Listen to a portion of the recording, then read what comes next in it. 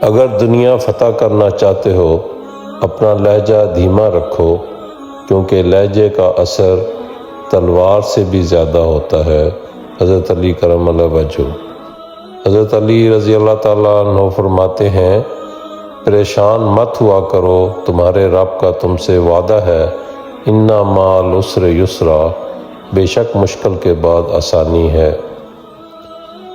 حضرت علی رضی اللہ تعالیٰ عنہ نے فرمایا، اگر خوش رہنا چاہتے ہو تو نہ کسی سے امید رکھو اور نہ شکوہ کرو، یعنی کہ اس طرح کا رویہ اگر رکھو گے کہ کسی سے امید نہ رکھو اور شکوہ نہ کرو تو آپ خوش رہو۔